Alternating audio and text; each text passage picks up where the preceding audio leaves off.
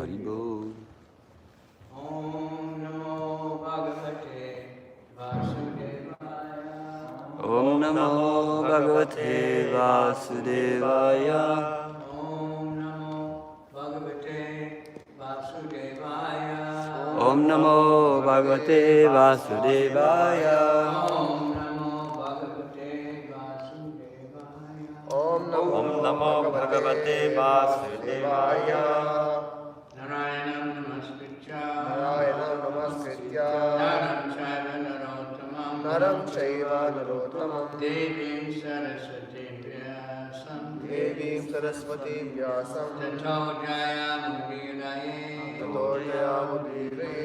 Nashta Prayeshu Abhadreshu. Nitya Bhagavata Sevaya. Bhagavat Uttama Shloke. Bhakti Bhavati Naistiki. Idam Bhagavatam Nama. Purana Brahma Samhitam. Uttama Shloka Charitam. Sakara Bhagavan Rishi. Nishayasaya Lokasya. Dhanyam Swastaya Namahat. Because there's many other verses from the Bhagavatam, glorifying the Bhagavatam. And then there's many verses all over the other Puranas and Vedas. I don't know all of them. The mark is on text 38. Yes, 38. 38. Yes, boy.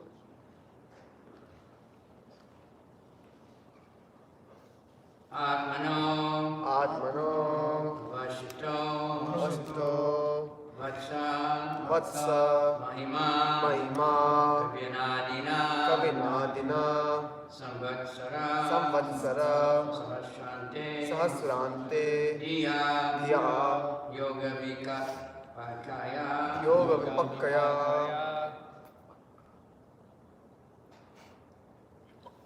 Atmano Vasito Vatsa Mahima Kavinadina Samvatsara Sahasrante Dhiya Yoga Vipakkaya Atmano Vasito Vatsa Mahima Kavinadina Samvatsara Sahasrante Dhiya Yoga Vipakkaya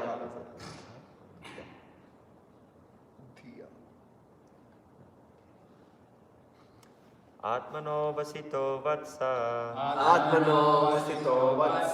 Mahima Kavinadina. Samvatsara Sahasrante. Dhiya Yoga Vipakkaya.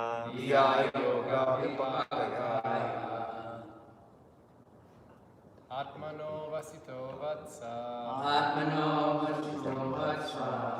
Mahima Kavinadina.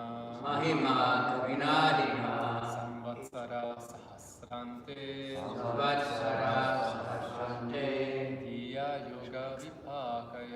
Dhiya Yoga Vipakkaya. Atmano Vasito Vatsa.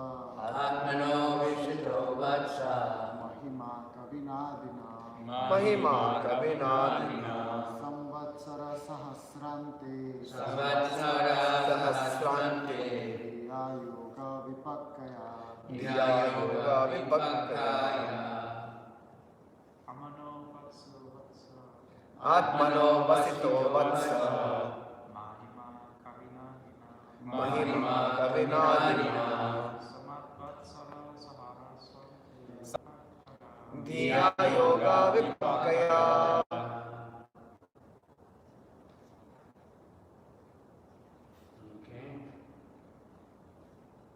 Atmana of the Supreme Soul Of the Supreme Soul. of Avasita, Avasita, known, known, Vatsa, Vatsa, my dear son, O my O dear son, Mahima, Mahima, glories, glories, Kavina, Kavina, by the poet Brahma, by the poet Brahma, Adina, Adina, original, Samvatsara, Samvatsara, celestial years, celestial years, Sahasrante, Sahasrante, at the end of 1,000, at the end of 1,000, Diya, Diya, by intelligence, by intelligence, Yoga Vipakkaya, Yoga Vipakkaya, by matured meditation. by matured meditation.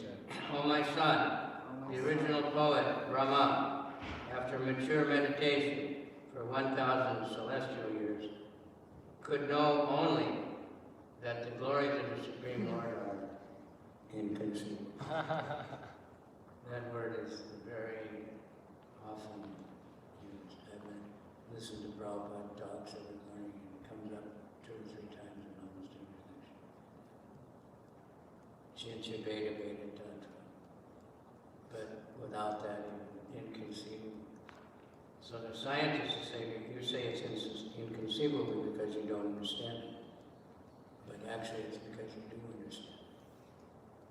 You know it's inconceivable. It's beyond. They can't imagine anything beyond something. They just either throw it out completely. There are some froggish philosophers who want to know the Supreme Soul by means of philosophy and mental speculation. And when the devotees, who are to some extent in knowledge of the Supreme, admit that the glories of the Lord are inestimable or inconceivable, the froggish philosophers adversely criticize them.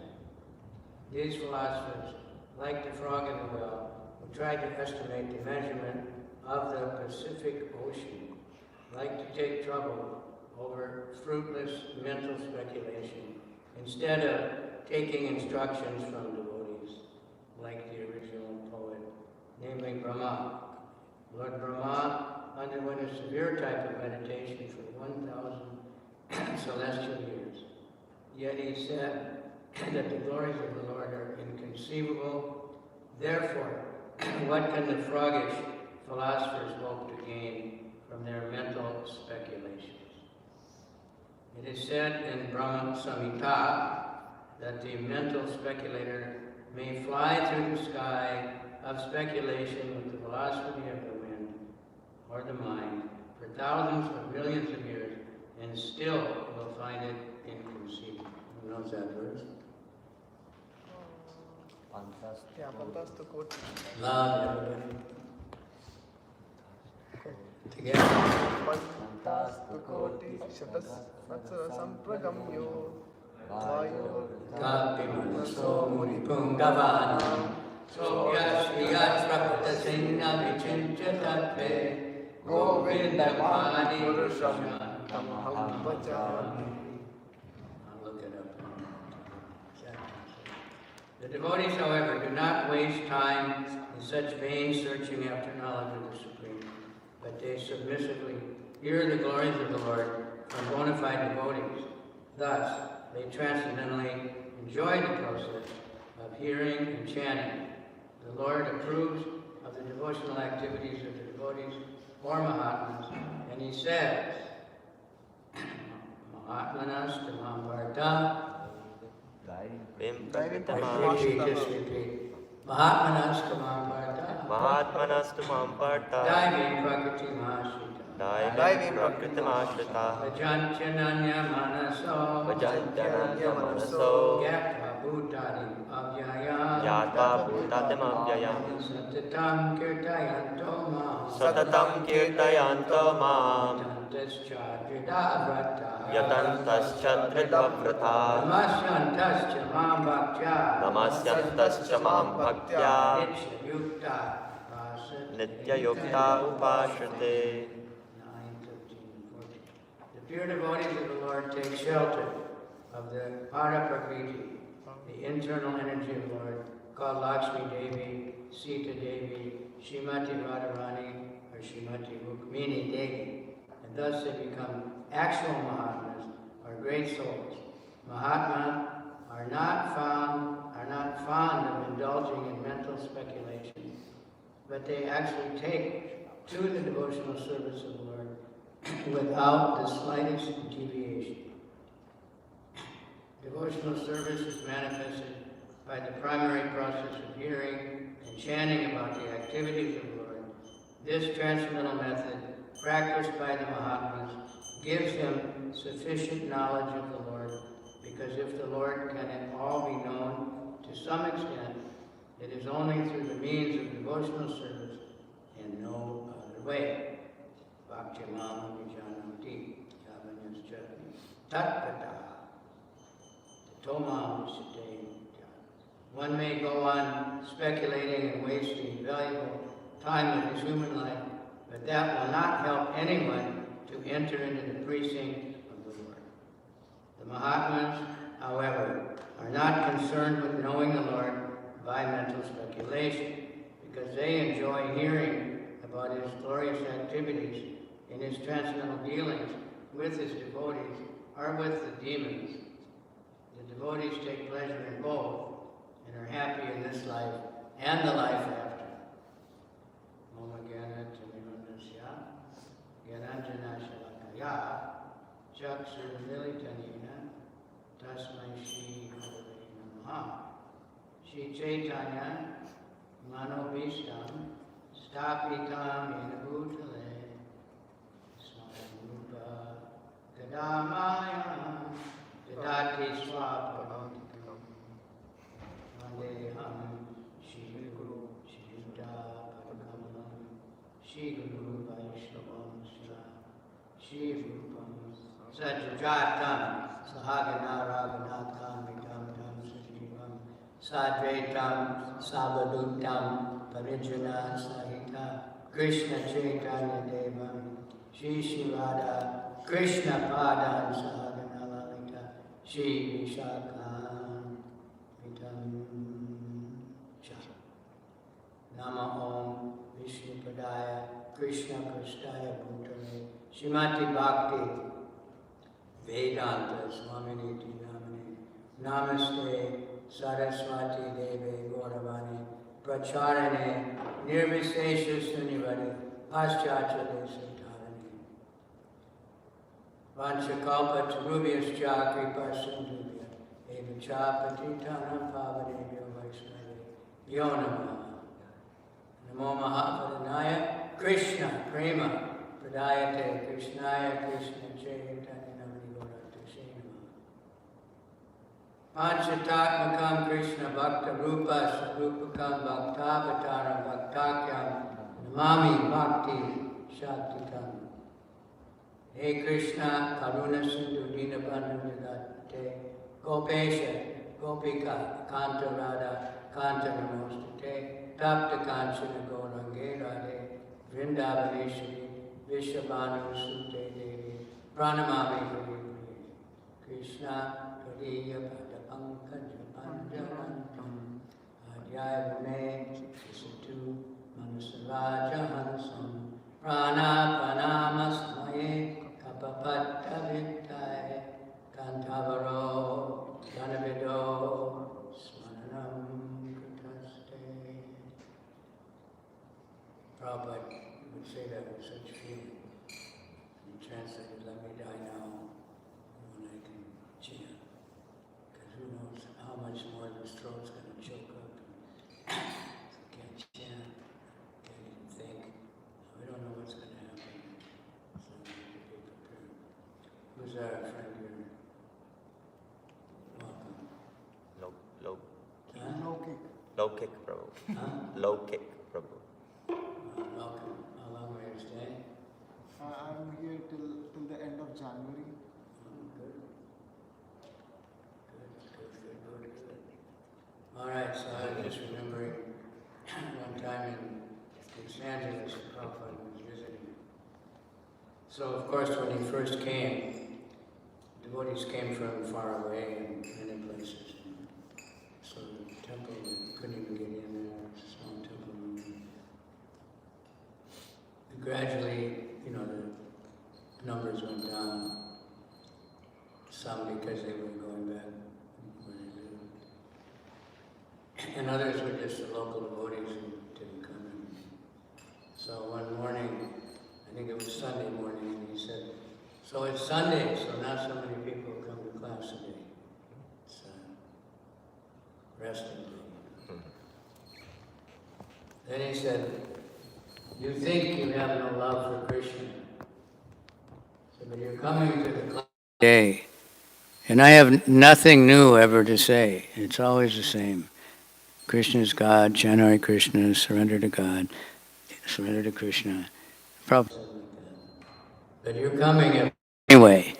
So that means you have love for Krishna. So if Prabhupada had nothing new to say, I don't know what, I feel like really a fool sometimes trying to speak.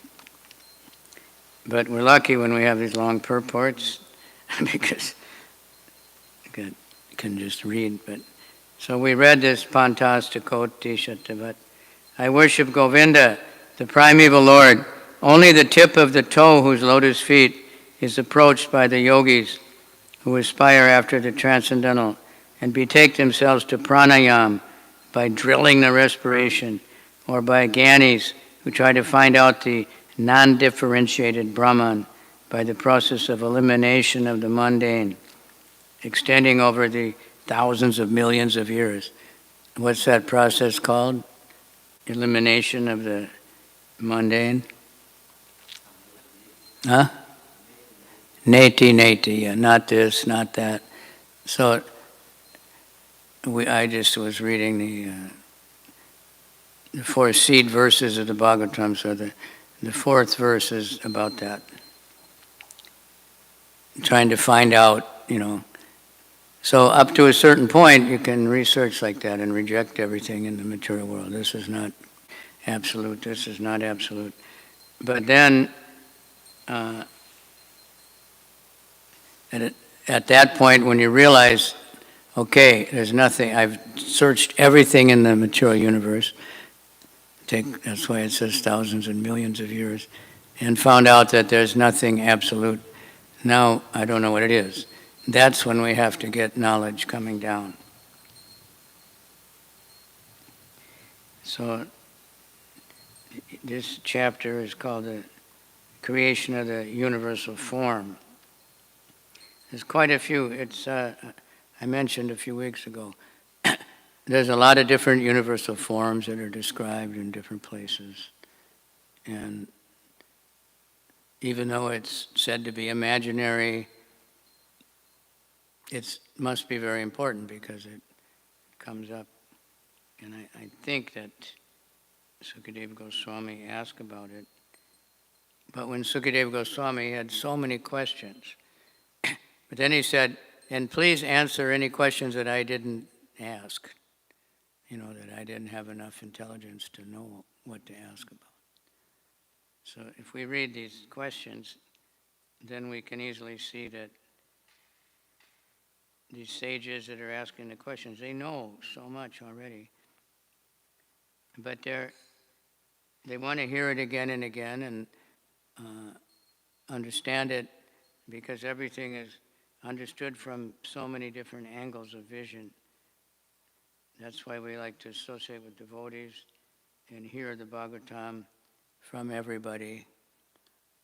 We don't have to think who's speaking, like sometimes the mind will, oh, who's giving class today? Well, I don't know, maybe I won't go today. Especially now when we can listen to anything we want on the internet 24 hours a day. So, but Prabhupada, he made a lot of stress on this coming to class. And we note, if we travel, I haven't traveled for a while, but of course not so many devotees live in a lot of temples. And in Los Angeles, they call that street the widest street in the world. The devotees somehow can't get across that street to come to class. The curb is too high, or they look down, it's too far, But Prabhupada wanted us, that's why he made this schedule. Of course, nowadays, many devotees are working, so they can't, they have to leave home at 7 and stuff like Even I stayed with some devotees, had to leave at 6:30 in the morning and then get home at 6:30 or 7 o'clock at night also. But that's when the internet would come in handy, because they could tune into some class. Somewhere in the world it's time for the morning class, no matter what time you're in. So this purport has a lot of stuff in it.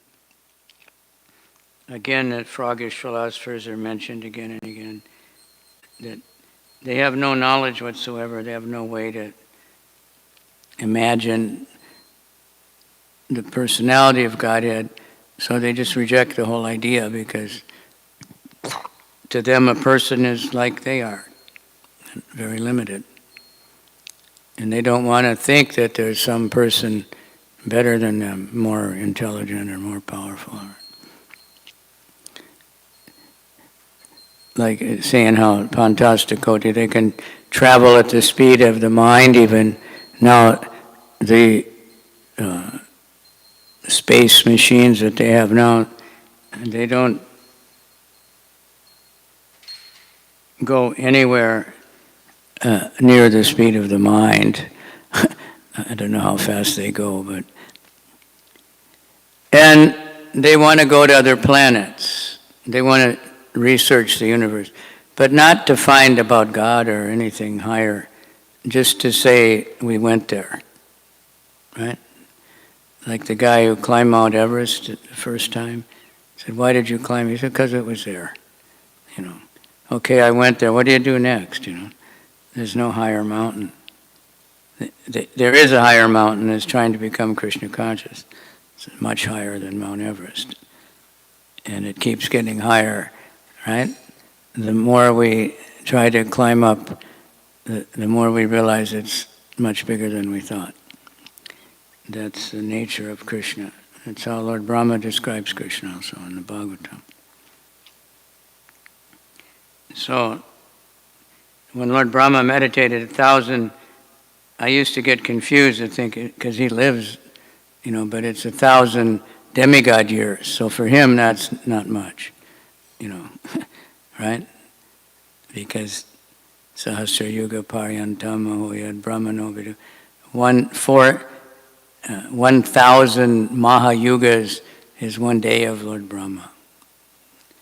And the ordinary demigod, of course, there's different demigods that have different years compared to ours. The normal demigods, I think there are 6 months is one day or something. But then there's other higher planets where, you know, they live much, much longer.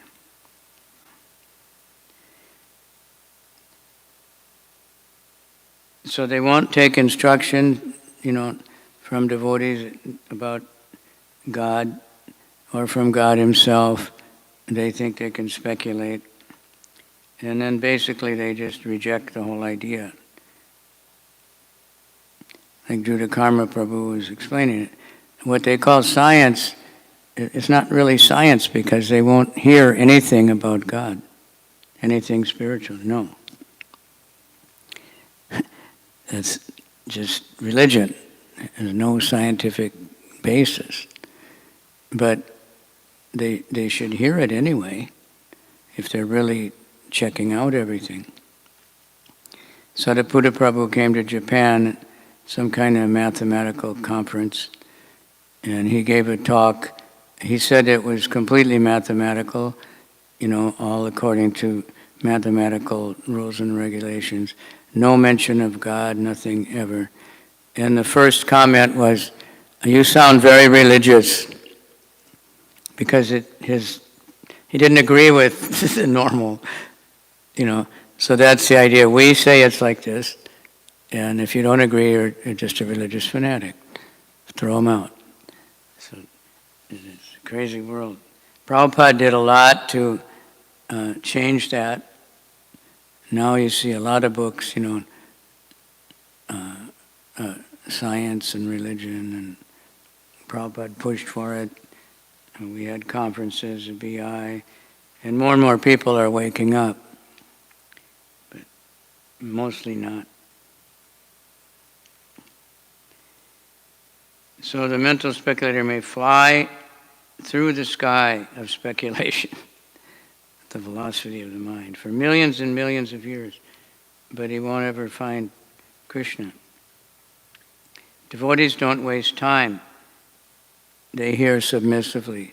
So it's great mercy, that Krishna is showering down, actually, teachers throughout the history of the universe.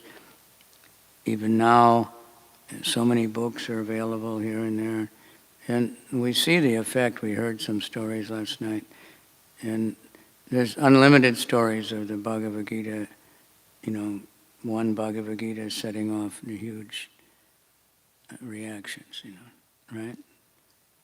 Somebody gets it, starts reading it, starts practicing, starts preaching, even without ever meeting devotees.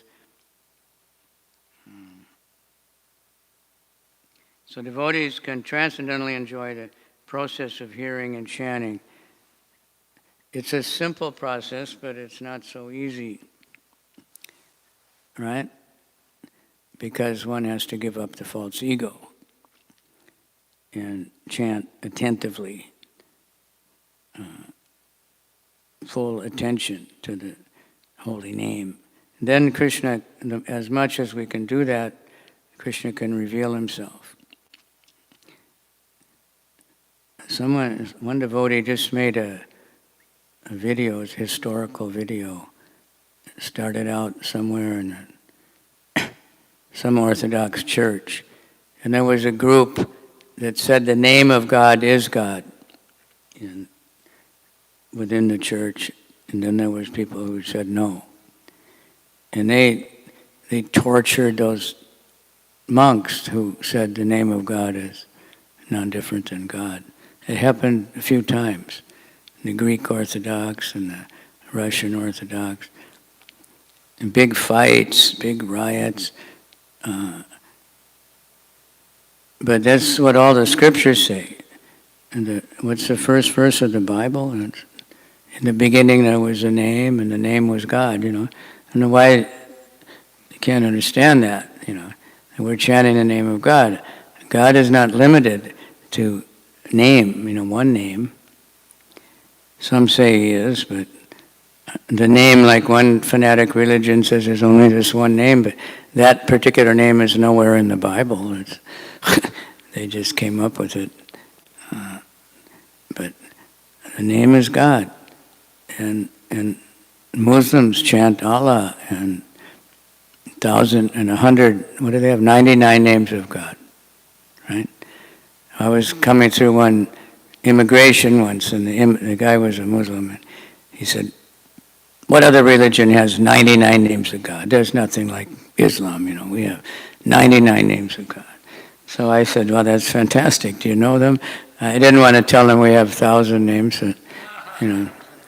that wouldn't go over very good, but there are Muslims who chant 99 names, And if you see the names, they're similar, the greatest intelligence, the most merciful, the most creator, those kind of, they're describing, Krishna. But they don't come up so much with what bhakti has is not only the power and the creation and all these things that God can do. That's a secondary, that's in the material world. But his relationships and the sweetness and the nature and the character of the Supreme Lord, that we're not going to find in most scriptures. We're not going to find that out by speculating, that's for sure. By speculating, someone may think, well, there must be a intelligent designer, something like that, they've come up with that. They're not religious people that come up with that. They're just people that start studying, the creation and see how, scientifically, mathematically, and these things couldn't happen just by chance. There's somebody has to be designed like everything, like this microphone. It's not a super complex machine, I guess, but it has a design, and if you follow the design, you can make one. but it had a designer. Artwork has an artist. So the Bhagavatam is saying how, the beauty of the birds, that's Krishna's artwork, Krishna's music.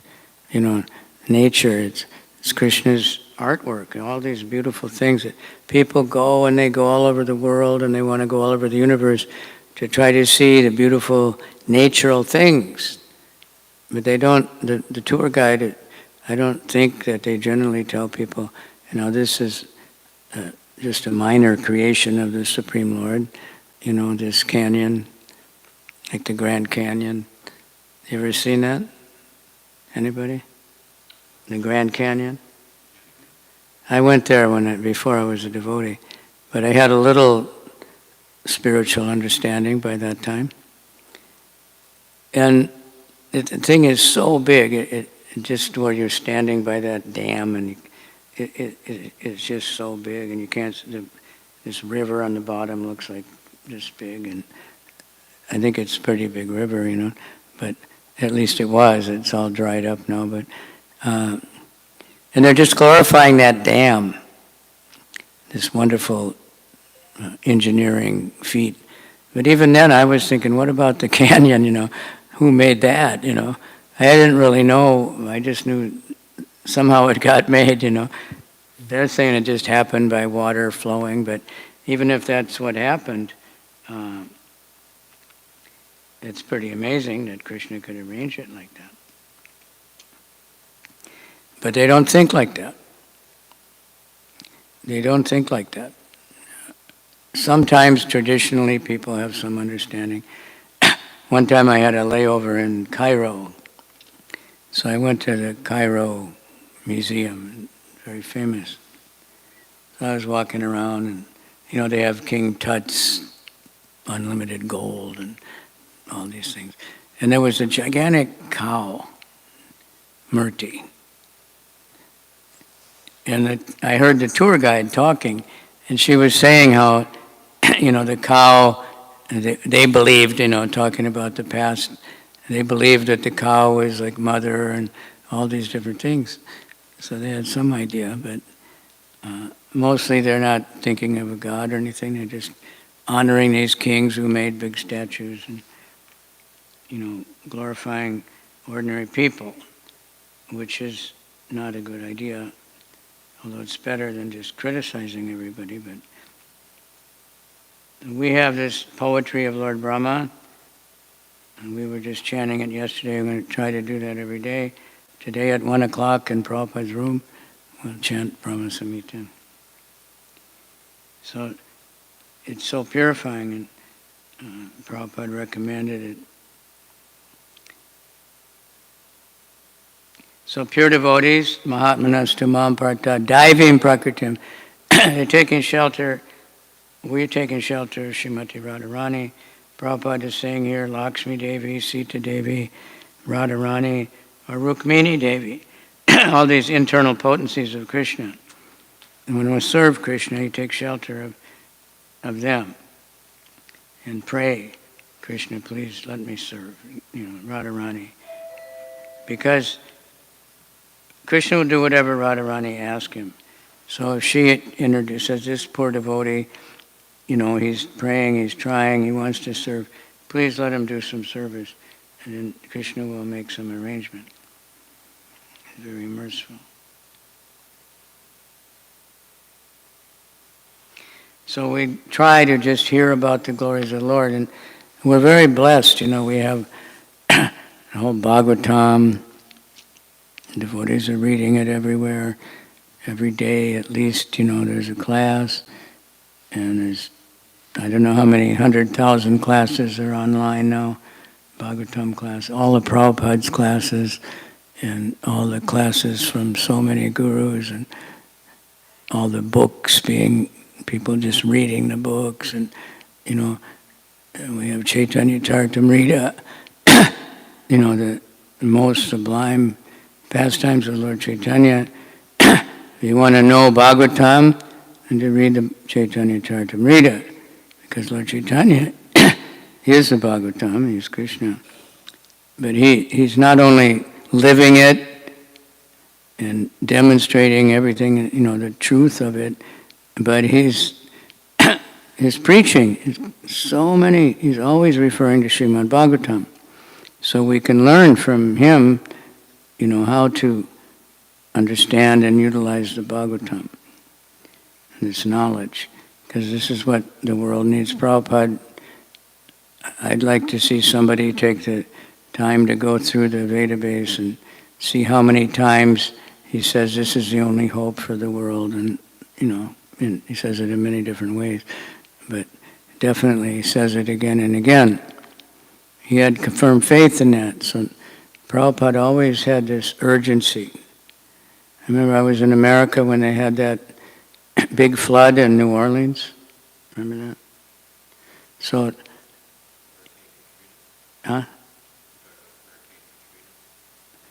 it was a hurricane or the dam broke or something, so anyway, it flooded overnight, like 13 meters deep or something. It was quite a mess. And so everywhere we'd go in America, there'd be volunteers from churches and everywhere, and doctors from all over the world coming in to help the people who were suffering.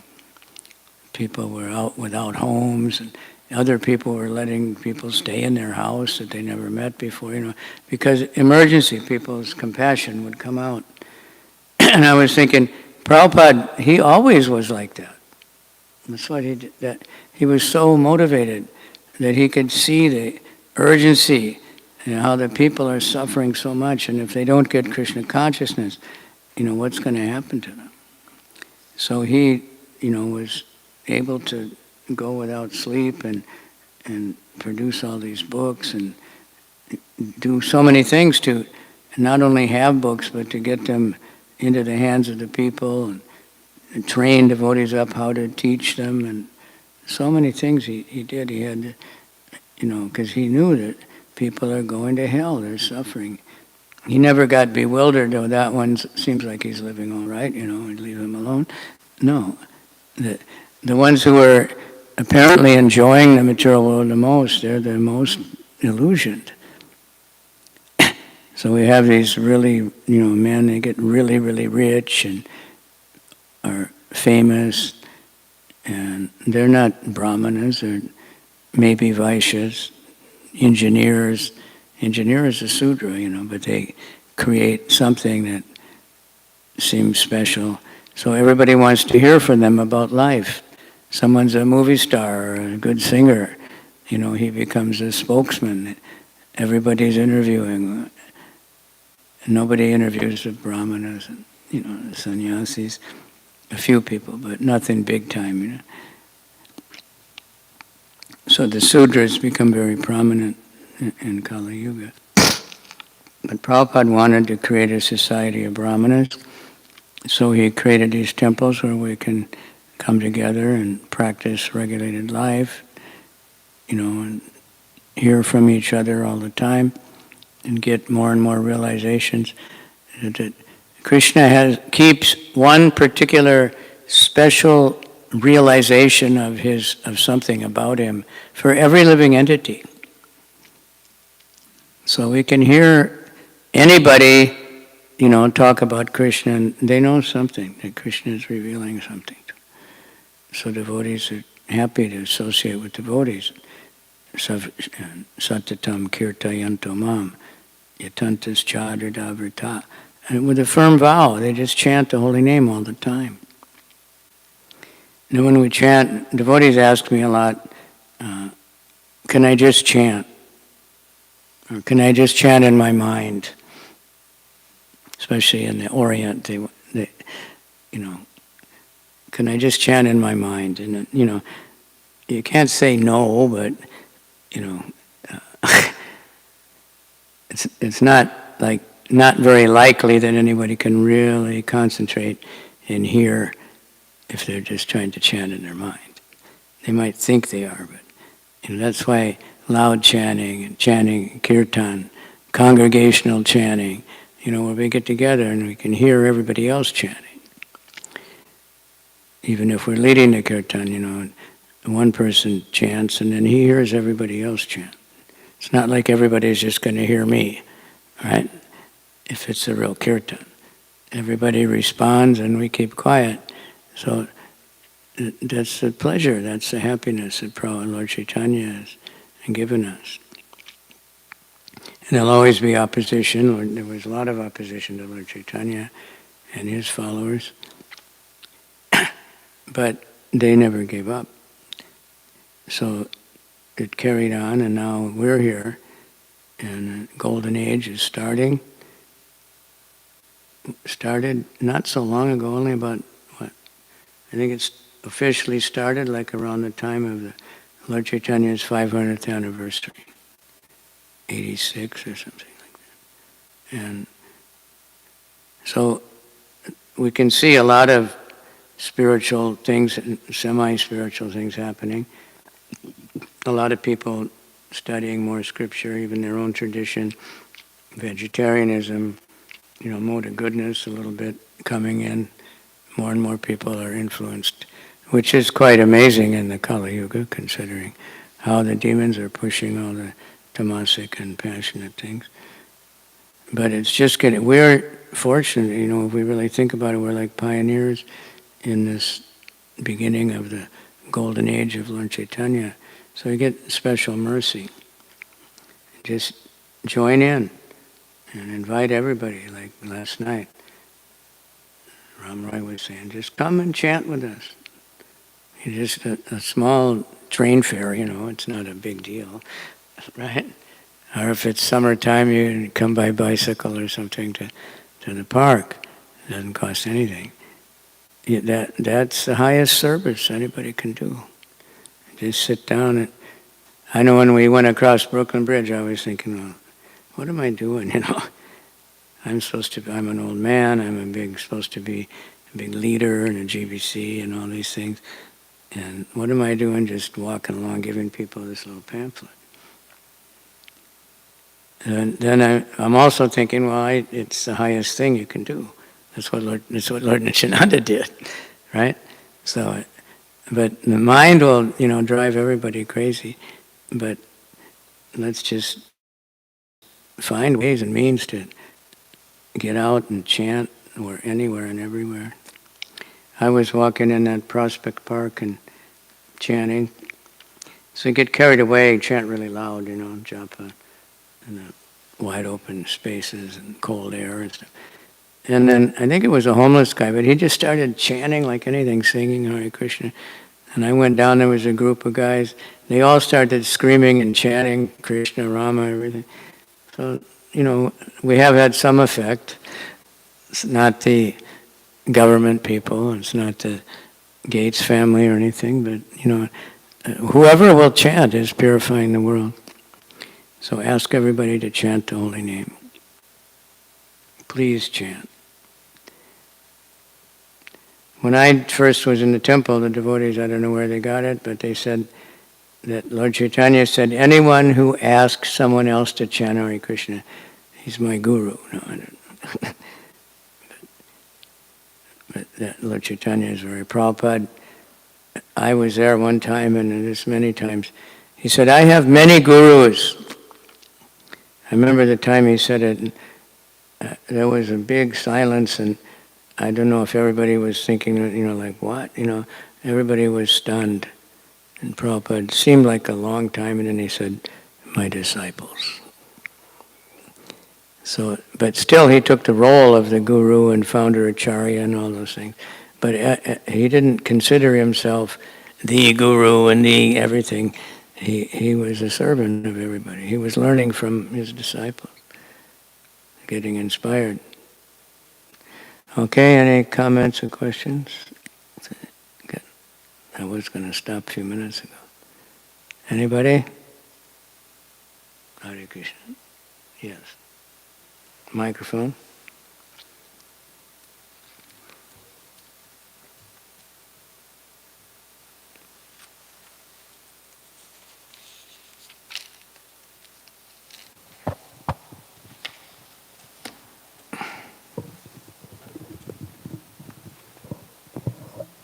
I was just thinking that, you were talking about at one point mathematics and conference that Sariputta attended in Japan.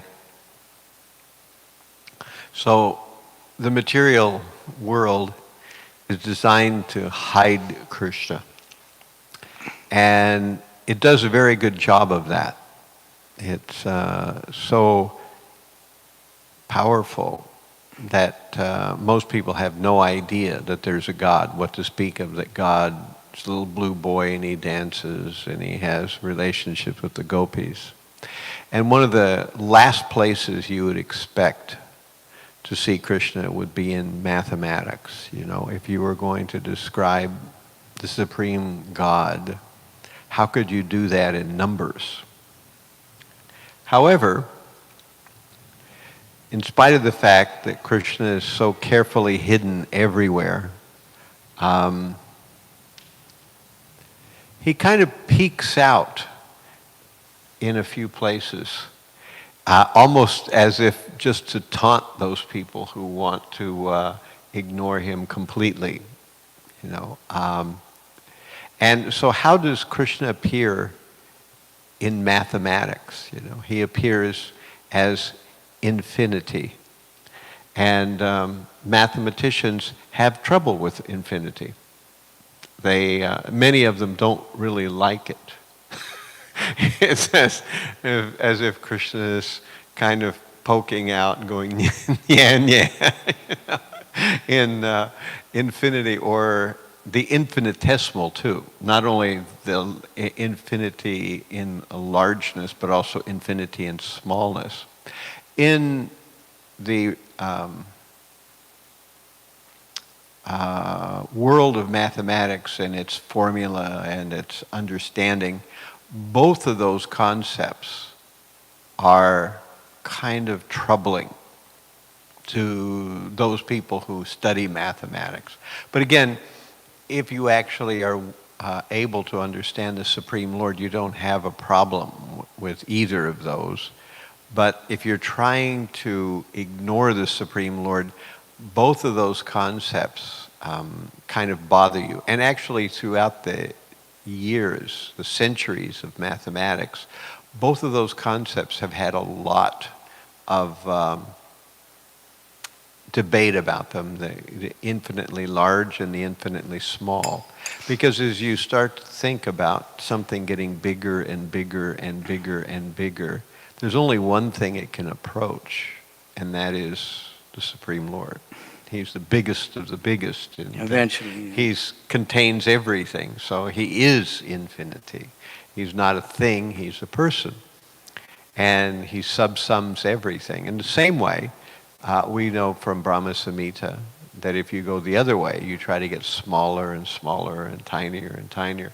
Eventually you get to the Kshirodakshaya Vishnu within the atom, So you find him that way too. You ultimately can't escape. But those people who want to escape are kind of vexed and humiliated and taunted by the Supreme Lord in these various forms where he mostly stays out of their way, but in a few cracks, in a few places, in a few tiny spots, he peeks out. And those who want to ignore him completely find it hard to do so. Yeah. They had, what do they call the cyclotron or something? Yeah, the Large Hadron Collider. And they're trying to find the smallest particle. But they can't really see anything. They just see some traces of something and then they speculate. But what do they call it, the particle?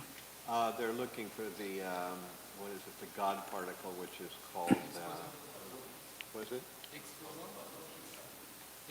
Higgs boson, that's right. Yeah, the God particle, the smallest thing where everything came from, Not that there's God. It's mass, they say. But I read and it said that first somebody called it the goddamn particle. Right.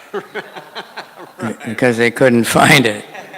And they spent billions of dollars, And then they finally say, we just have to make the machine bigger and better, then we'll find it. Right.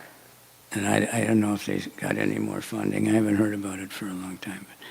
But, but they won't accept that, the scripture tells you, because it's too inconceivable. But that's the whole point that Jiva Goswami said. If you can't accept the inconceivable potency of the Lord, then you'll never understand anything. So this Chincha Beta Beta Tattva, Prabhupada, I've been listening every morning, and I don't know how many millions of times I heard a Chincha and inconceivable. Just in every, especially morning walks. So we understand that this material universe is kind of a prison. So what the scientists are studying are nothing more than the bars of the prison. That's what they're studying, the restrictions that are put on the living entity. So that's what they actually study. And that's why logic and these laws of mathematics are nothing more than the restrictions, the bars, of the cell. But Krishna's not restricted by those things. He's not restricted by logic. He's not restricted by the laws of physics. He's unrestricted. And similarly, those who are his devotees are also not restricted. But those who are mundaners, who want to simply, forget about God, they are restricted by all those. And therefore, they're proud of studying all the restrictions, F equals ma, the various laws of thermodynamics, the laws of entropy, the laws of,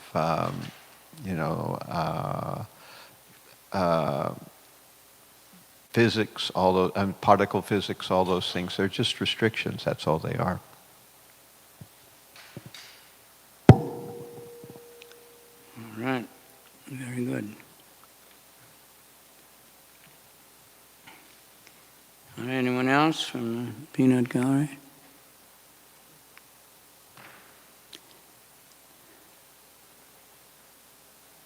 Congratulate anyone who comes to class, even though I'm speaking, no matter who's speaking.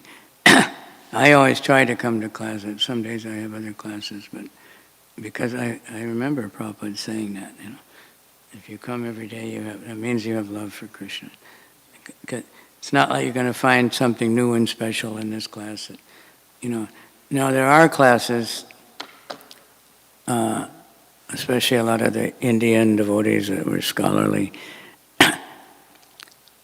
They have so much knowledge, but not from Prabhupada's books. They just have knowledge of the histories and all this. And they go on, and oh, this is fascinating, but then you realize what's the use of it, ultimately. Just, there's so many Puranas and so many things, unless it's connected to Krishna. But the Bhagavatam, everything is there, unlimitedly. And it just keeps getting bigger and bigger the more we hear it. Jai. Srimad Bhagavatam ki jai. Radha Govinda Bhakta Vrinda ki jai. Gaur Premanandi Hari Hari Hari Hari Hari Hari Hari Hari Hari Hari Hari Hari Hari Hari Hari Hari Hari